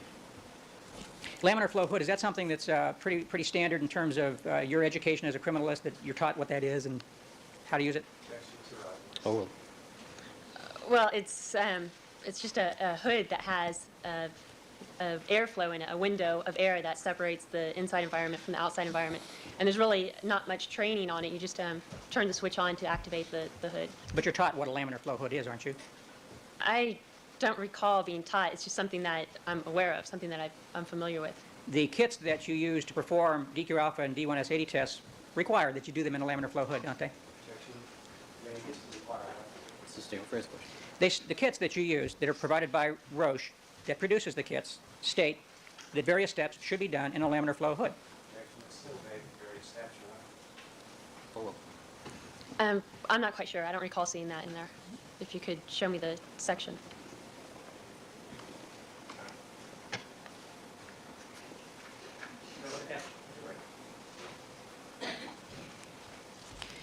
Have any of the proficiency tests that you've taken involved mixed bloodstains?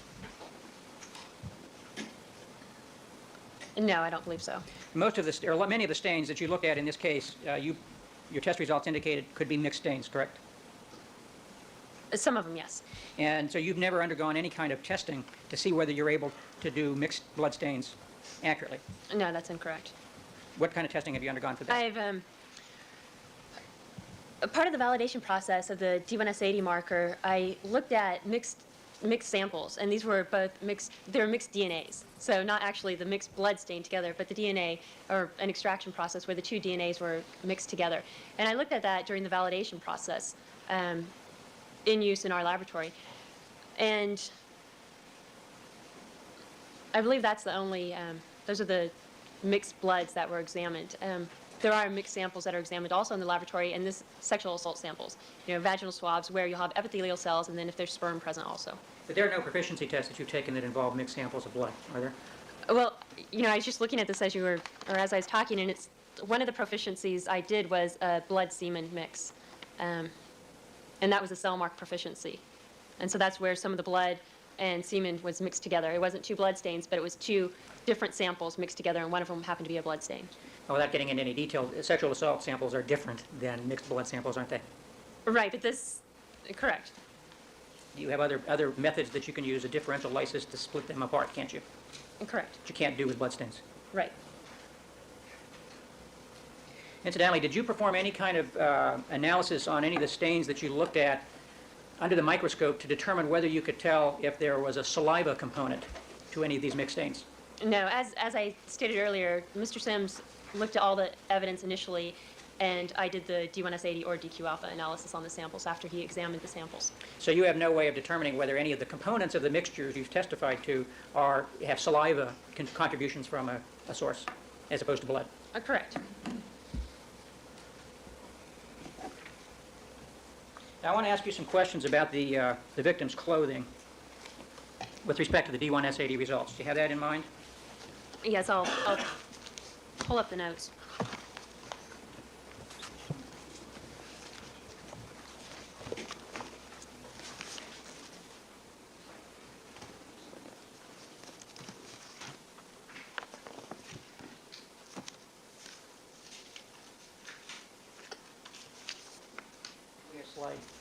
We need to have a number for the slide presentation.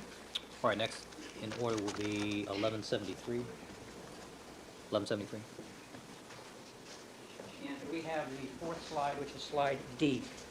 Mrs. Robertson, 1173.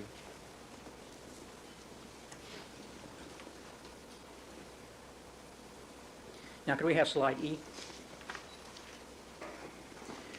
Now, Ms. Montgomery, you conducted tests on 3 items of clothing, correct? I conducted analysis on 2 items of clothing, and Steve Myers in our laboratory examined Nicole Simpson's dress. Okay. And the 2 items that you looked at were the shirt and the pants of Ronald Goldman.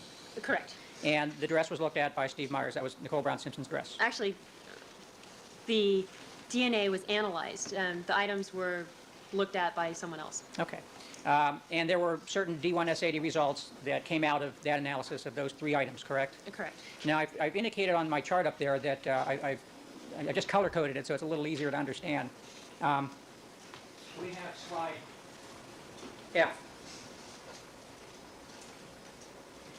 Now, would you agree that from your results, yours and Steve Myers' results, there were 6 stains looked at on Nicole Brown Simpson's dress, 3 of which indicated a contribution by, possibly by Ronald Goldman? I'm referring to the report at Sure. this time.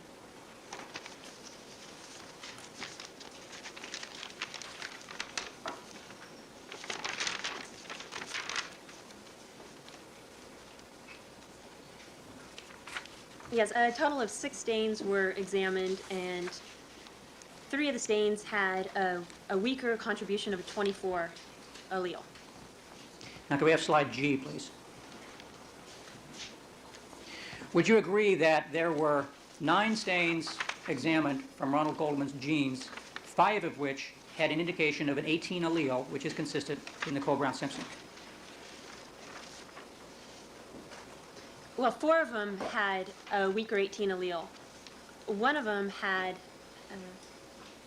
G6 from the left thigh area, had a possible trace 18, and that's what I had talked about earlier, where there was a darkening on the band, but it could not definitely be determined that it was a band. Okay. And can we have slide H? Would you agree that there were 8 stains examined from Ronald Goldman's shirt, and all 8 of those stains showed an 18 allele consistent with Nicole Brown Simpson? That's correct. Now, can we have slide I, please? To summarize, there were a total of 23 stains tested on these 3 items of clothing, correct? You added up the numbers that you... Yes. Okay, yes. I'll take your word. And, I'm sorry, 16 of those stains, let's make that 15 since you said the one was just a trace, indicated mixtures containing possibly both victims. Correct. Now, is it also accurate to say that of all of those 23 stains, O.J. Simpson is excluded? That's correct. Now, would you agree that... Can we go back to slide H, please?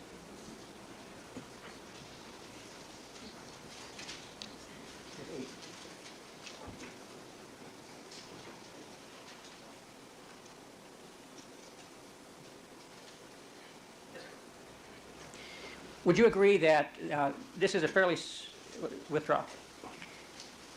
The shirt that was tested, these were stains that were taken from all over the shirt, correct? I'll have to look at the notes.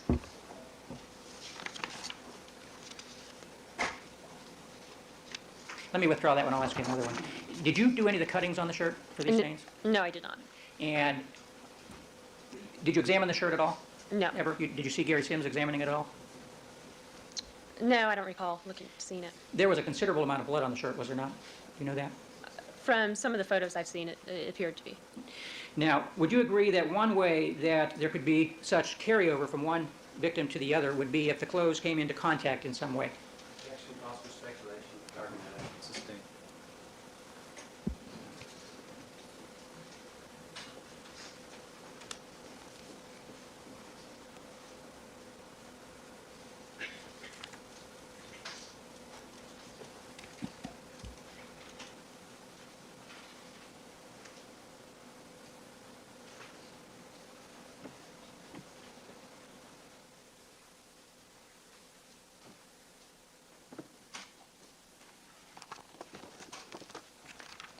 Ms. Montgomery, can you tell us, in your opinion, how would you get the kind of mixed stains on both sets of clothing in so many different stains? Objection is argumentative, may call for speculation away the phrase. Sustained. Now, one of the stains on, I believe it was the shirt, was the substrate control, was it not? Actually, it wasn't a stain, it was a control. Correct. There was a substrate control submitted, or a substrate control taken with that. And do you know who made the cutting for the substrate control? No, I do not. Now, the substrate control, we've had a lot of testimony about what they are, but just very briefly, that's supposed to be an area of the shirt where there's no apparent stain, correct? All right. It's best to take a substrate control that close to the stain in question, but without any biological fluid that's detectable, such as no blood present. And would you agree that that substrate control showed the presence of alleles? Yes, I believe it did. And is that an indication that there can be enough blood or biological material in a sample to cause a result where you can't see it on the original sample? Objection assumes facts not in evidence, if that's the case. Overruled. Could you rephrase that? Yeah, there are two possible ways that could happen. One is the controls failed, correct? If you get a reading on a substrate control that's supposed to be empty. Well, the substrate control is to test what the background of that substrate is. Okay. So I wouldn't say it failed. Well, yeah, failed was probably the wrong term. If it shows something, it indicates that there's DNA there. Correct. And this particular control showed that there was DNA in an area of the shirt where there didn't appear to be any stain. Well, it showed an 18 allele in a region that was called a control. Was that a yes? Well, if it was taken as a control, then the individual wanted to see what the background of that material was. And it did show some activity in the background of that material. But by definition, that would have been an area that didn't have any apparent stain. Objection, that's argumentative. Sustained. Substrate control, is that supposed to be an area that doesn't show any apparent stain? Sustained objection. Overruled. Yes, as I stated, the substrate control should be an area that's near the stain, but one that does not give you a presumptive a test for blood or anything such as that.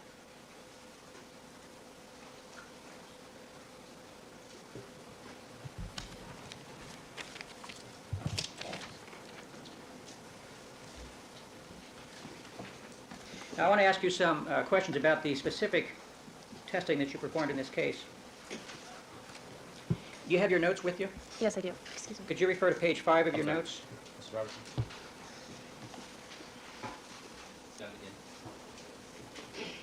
I'm sorry, what page was that? 5?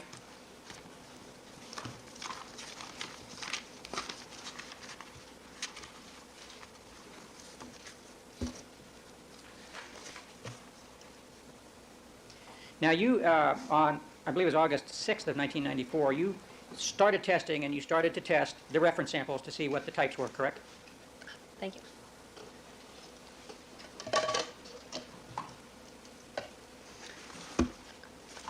I believe the analysis began on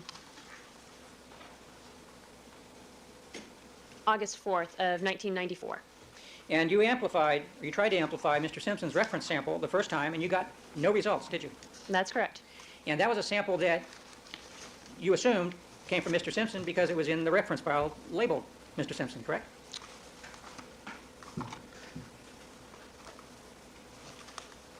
Well, actually, that was a tube. Gary Sims examined the blood stains that were submitted pertaining to O.J. Simpson, Ronald Goldman, and Nicole Brown. And he took a portion of the blood stain and put it into a centrifuge tube. And then he gave me those tubes for the extraction process. And so the tube was labeled, I have it specifically, he labeled it with our case number, he labeled it with the evidence number, and then he labeled it O.J. Simpson. Now, that was a sample that you expected to have bands show up, but nothing showed up, correct? Yes, that's a sample, a reference blood stain from the individual. Now, you had to do that one over again, didn't you? Yes. And that was because you got no bands the first time. Yes, there was inhibition in that sample, so there was no visible bands on the D1S80 gel for O.J. Simpson's reference blood stain. Now, inhibition is a term that I think we've heard it a couple of times, but that means that something happens with the DNA that the alleles don't amplify. Is that an accurate description? Yes, it's during the amplification process. Somehow there's inhibition of the polymerase for the amplification of that specific allele. And that can occur in samples other than reference samples too, can't it? Oh, yes. So in mixed samples, you can have inhibition and some of the alleles that might be there don't show up. That's unlikely. When you have inhibition, the whole sample is inhibited.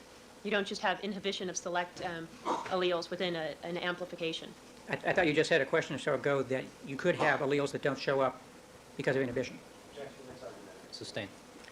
So you're saying that if there's going to be any inhibition at all of the alleles are going to be inhibited?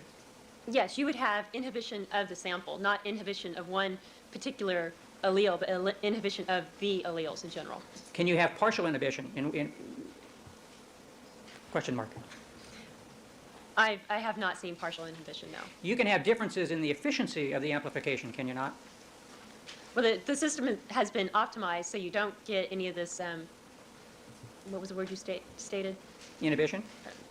Well, the system has been optimized so you don't have some of the partial amplification of alleles. When you say it's been optimized, what do you mean? It's been optimized both at the manufacturer and also through validation studies and in-house evaluation of the system. And this, as I was talking about, the twig dam requirements, this was one of the requirements that had to be addressed before D1S80 or any PCR marker can be used in the laboratory. You're not aware of the phenomenon where a minor component of a mixture might get lost in the amplification process and not show up in typing because of the relative quantities of the two contributors? Oh, now you're talking a different thing. Now what you're referring to is a stoichiometric effect, where if you have a minor component, that it's possible, depending on how much of that minor component's present, it's possible not to see the other contribution, but that would be at very low levels of DNA. Why would you spell stoichiometric for the reporter? STO, I believe I need to write it down.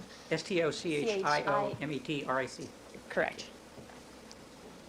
I think. We'll accept that. The test in this case, some of the minor components of the mixtures involved very small amounts of DNA, didn't they? Small relative to the initial DNA, but not small as I was referring to just in your previous question. So the amounts that you used in this case, you would never expect to see an allele drop out in amplification? Well, there were some samples where we amplified a small amount by DQ alpha, and I believe it was, I'd have to look at my notes, but I believe it was 400 picograms that was amplified. But as with D1S80, the smallest amount that was amplified, I believe, was 800, and typically we were amplifying well over 1 nanogram of DNA. Now, you also had a problem with one of your standards in the D1S80 test that you performed in this case, did you not? I refer you to page 28 and 29 of your notes.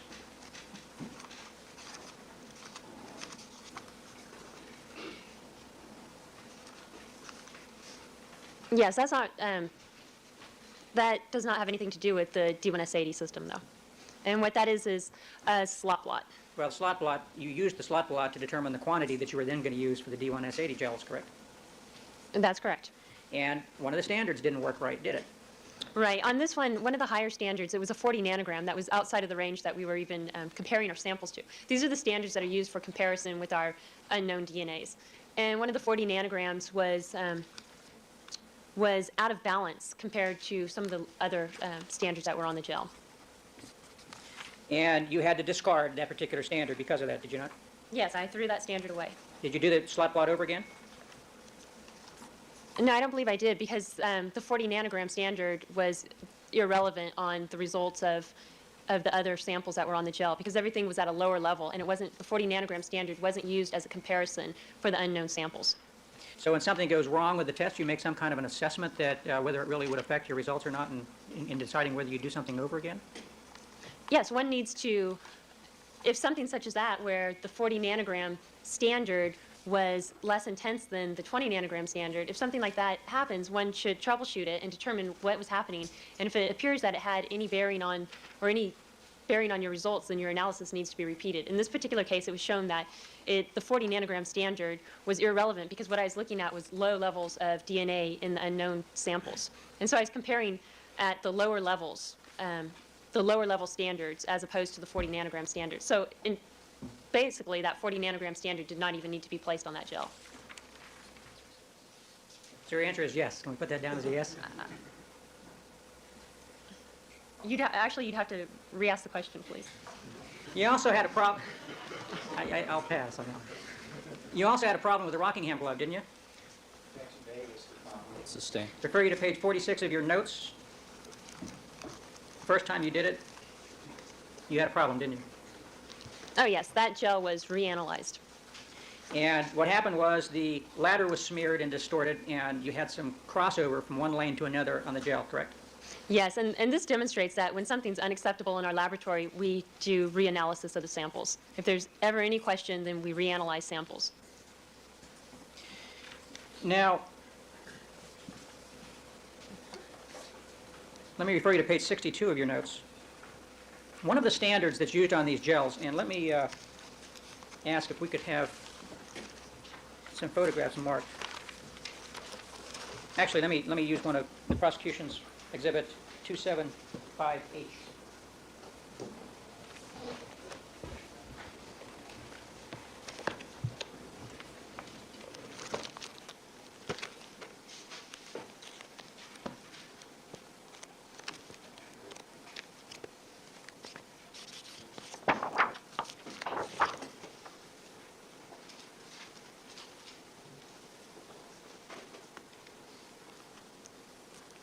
Show that on the envelope, please.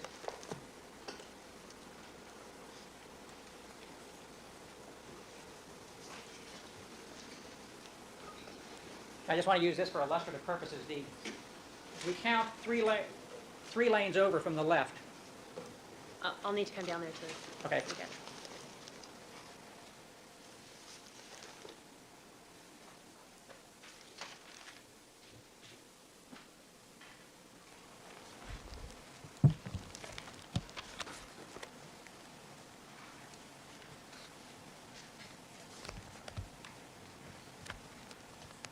3 lanes over from the left is called the 1 nanogram control lane, is it not?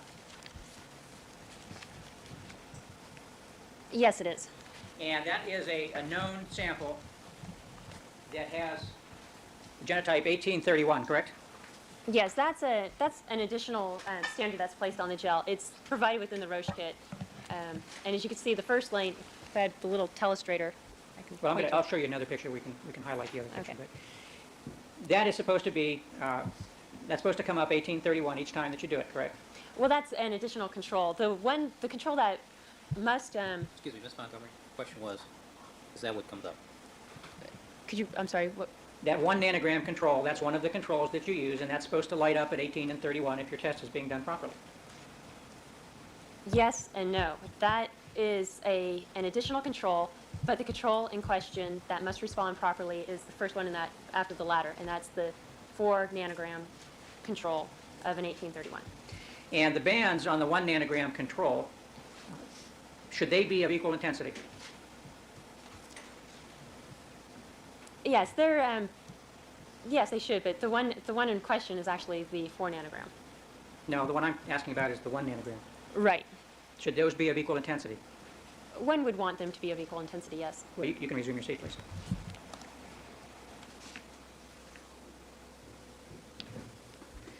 I believe you indicated on direct that your system has been optimized so that bands with equal amounts of DNA will show up with equal intensity. Did I hear that right?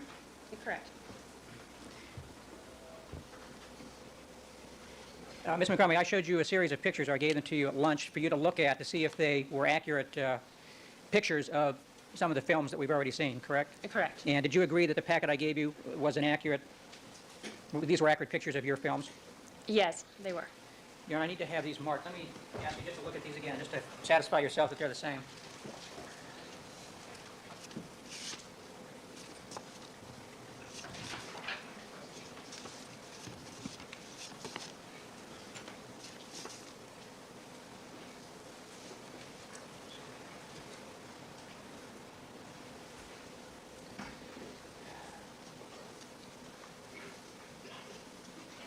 All right, Mr. Blazer, I think these would be 1174.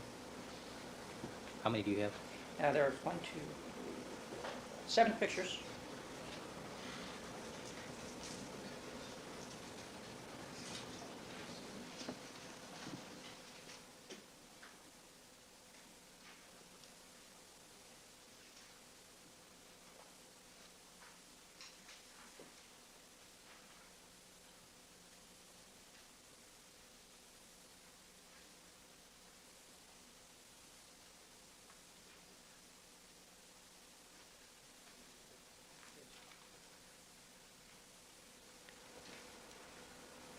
We have photo 96.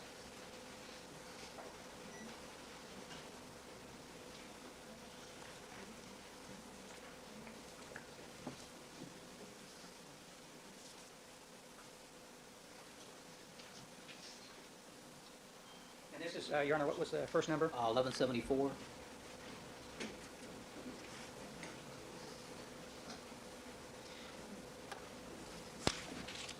Now, Ms. Montgomery, this is just a picture of the film that you showed us that contains the Bronco samples number 30, 31, and 293, correct?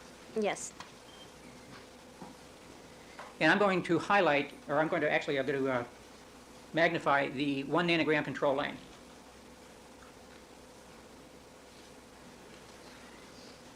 Mr. Fleischer, are we going to go through all of these at this time? Would it be easier if I just stayed down at the... Well, I think you should be able to see these on the monitor. Now, you agree that the lane there on the right is the 1 nanogram control lane? Yes. Now, you can refer to page 70 of your notes. Would you agree that when you read this, you read the 18 band of that 1 nanogram control as being brighter than the 31 band? It's a little difficult to see in the picture, that's why I referred you to your notes.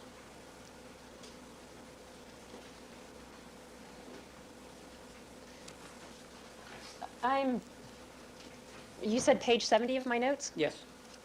Could you show me the full scale of this? The picture? Sure. Yeah, it's difficult looking at it out of context.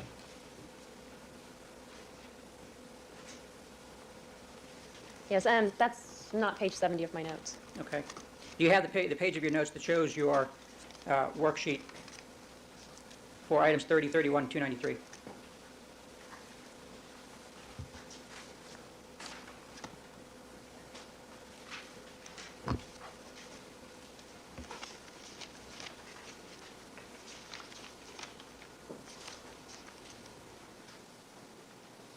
Let me show you my copy.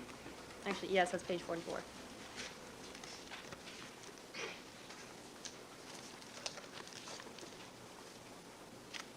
Page 44. Yes.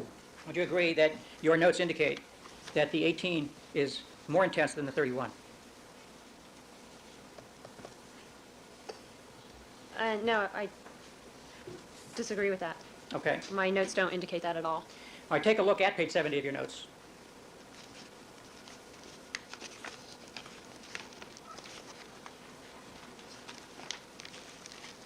Take that down.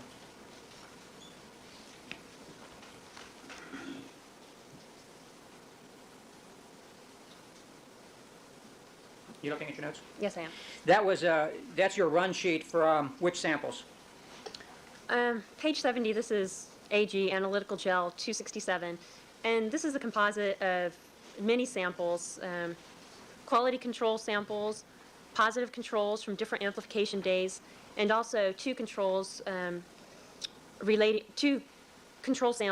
to the Bronco, and those are DNA 17, DNA is our DOJ number, 17, which is what, LAPD 30, and then also DNA 18 control, which is LAPD 31.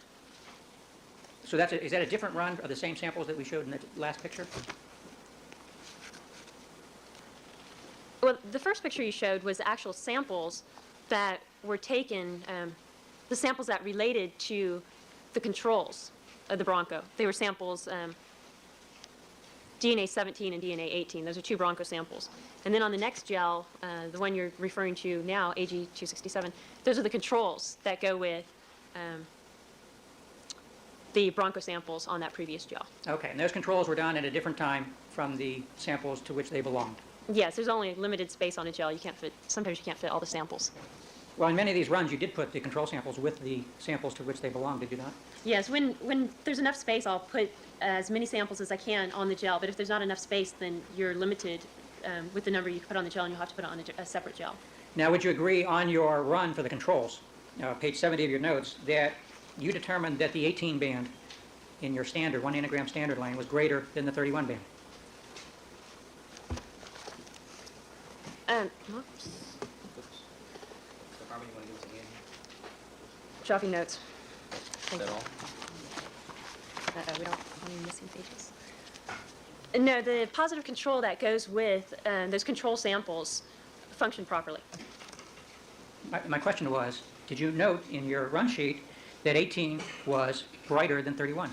Section phase, which 1 nanogram control lane. That's fine. Oh, okay, the 1 nanogram control. Now, this pertains to a different amplification. This doesn't pertain to the controls that were put with the Bronco.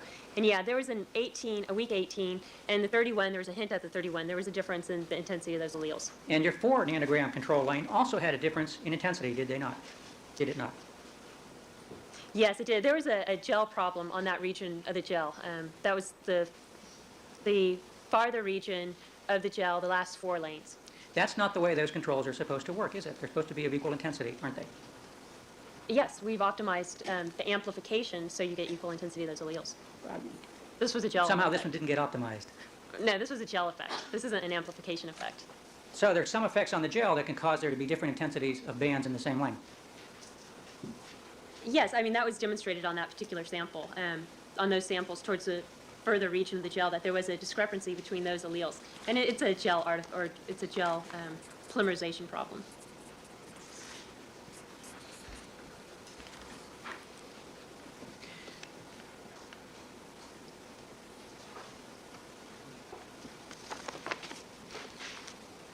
Now, you also indicated on your worksheet for those controls that your 31 allele was smeared and not well defined. Is that another manifestation of the gel problem? I'm sorry, which sample? The same one we were looking at, page 70. Yes, and that gave you an indication that that region of the gel wasn't functioning properly.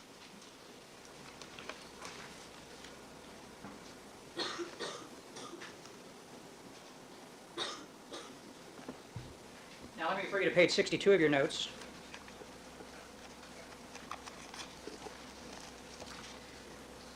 And that was the run for the positive controls for what?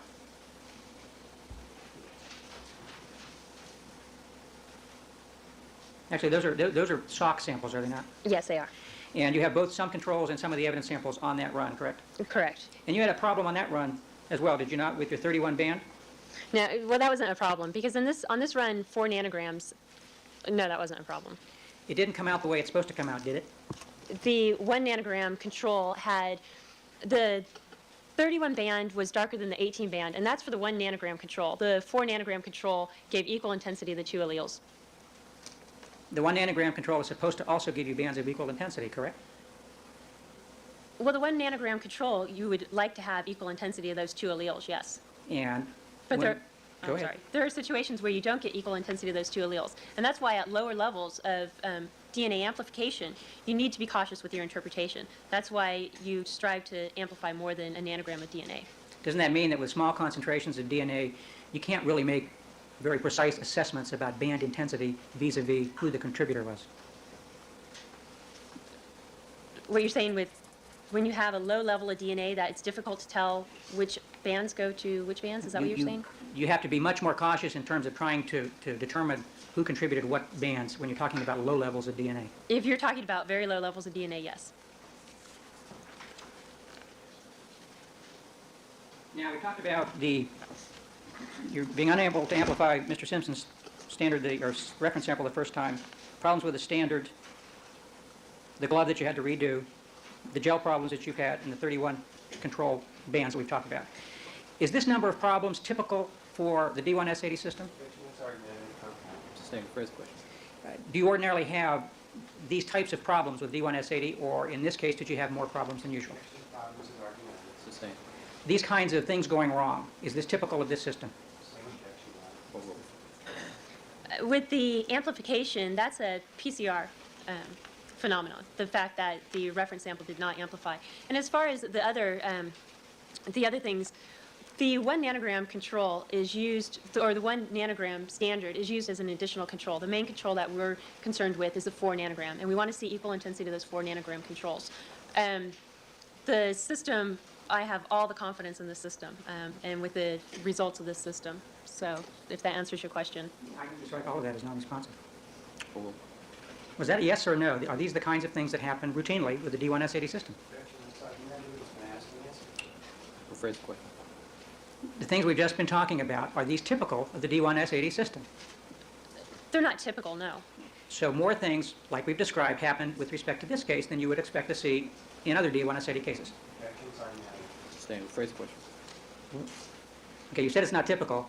Would you expect in D1S80 system on a particular case there to be more problems like this or less? Objections not known. Overruled.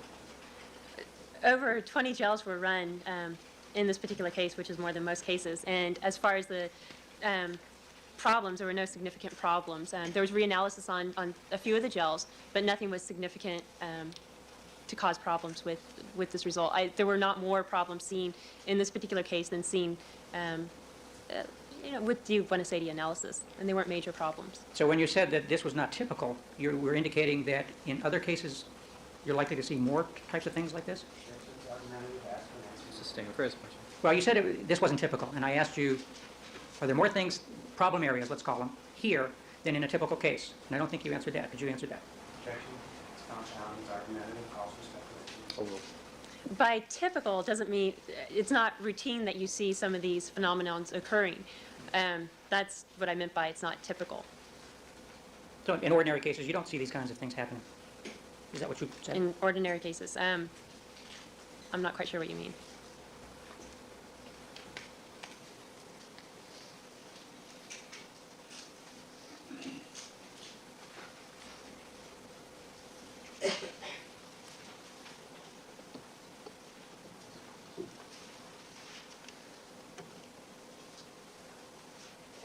We have photo 100, please. And this will be 1175. 1175. I get excited when I remember something.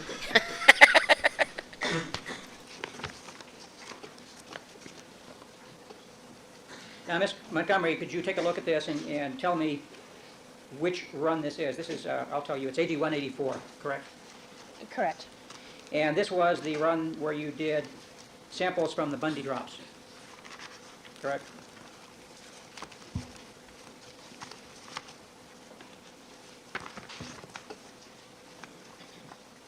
Yes, it was.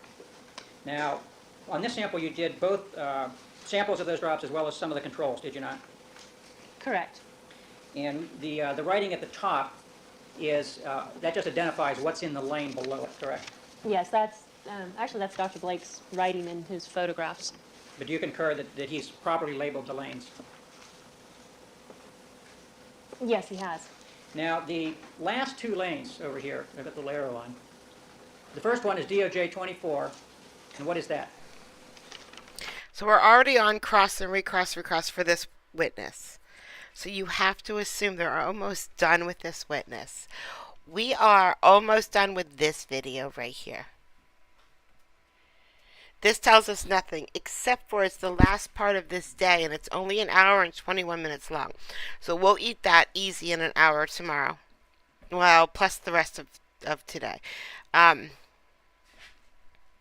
My guess is late tomorrow we have... No, we're done. It's 2 hours. We're done. My guess is tomorrow we start a new witness. It's just a guess. But what I see here, unless this is like motions and sanctions and bitching and moaning by the lawyers, the A team comes back real soon. At least on the prosecution side. And I say that because there's Sheck all over the place. All over the place. But I see Marsh. Okay. There we go. We are so much closer to the A team back in the saddle again, guys. This is a witness, right? This is not a lawyer. I don't know who he is, but he looks like he's around for a while. Wait a second. If he's standing up and writing on the board, I don't even know who he is. I don't know who he is. We'll find out. We have a while to get there, though. My guess is tomorrow we get to another witness, but I'm not sure. All right. Whew. Thanks for coming out, guys. I really appreciate it. I shall see you all again very, very, very soon. I hope you guys have a great day. Bye, guys.